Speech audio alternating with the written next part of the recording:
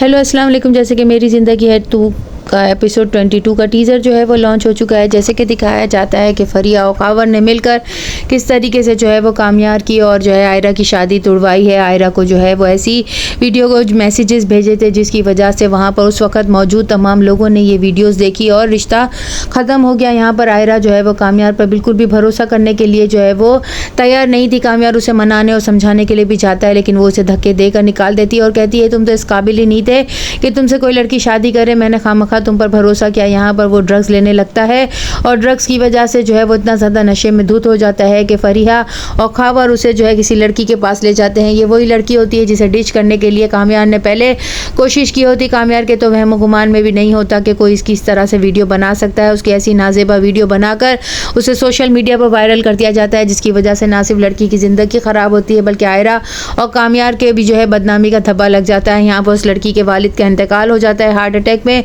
और घर वाले उसे धक्का देकर निकाल देते हैं। वो खुद एतराफ़ जुर्म करती है और जब कामयाब को ये सब पता चलता है तो वो पुलिस में केस भी करेगा और फरिया को सज़ा देने के लिए भी जाएगा। यहाँ पर आयरा जब घर आएगी तो खावर के साथ उसके घर वाले रिश्ता तय करने की मुबारकबाद उसे देंगे जिस पर वो ज़ोरदार तमाचा उसके मुंह पर मारेगी और फिर सब घर वालों के सामने ये बात सामने रखेगी कि ये वही शख्स है जिसने जो है मेरी शादी तुड़वाई है और कामयाब को बदनाम करने की कोशिश की। फरिया के पास जाएगा और उसे ज़बरदस्ती जो है वो कैप्सूल देगा और कहेगा कि जहर की गोली है, तुम तो मेरी खातिर जान भी दे सकती हो ना।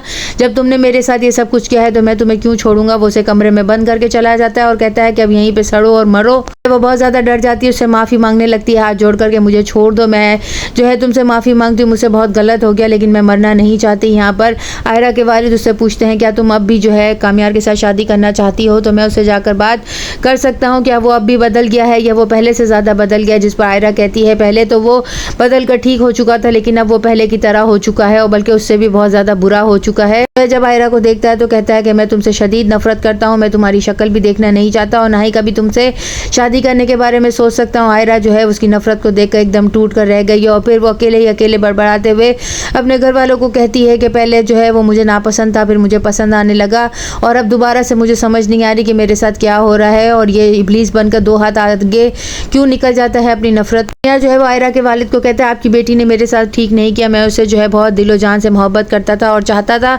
लेकिन उसने मेरे साथ नफरत दिखाकर अच्छा नहीं किया है। यहाँ आयरा के वालिद उसके घर जाएंगे उसे मनाने के लिए और उसे कहेंगे आखिर तुम क्या चाहते हो हम सब मर जाएं। जिस पर वो कहता है आप लोग क्यों मरेंगे, मैं मर जाता हूँ क्योंकि ये सब कुछ जो दर्द सहने के लिए तो मैं ही पैदा हुआ हूँ ना, पल पल जीता हूँ पल पल मरता हूँ। यहाँ पर आयरा के वालिद उसे समझाने की कोशिश करेंगे। कामयाब की दादी जो है वो भी आयरा के पास जाएंगी और उसे कहेंगी कि मैं जानती हूँ उसमें बहुत सारी बुराइयां हैं लेकिन वो फिर भी तुमसे बहुत मोहब्बत करता है। नेक्स्ट एपिसोड में और क्या होगा, चैनल के साथ बने रहें, लाइक करें, शेयर करें और सब्सक्राइब करें।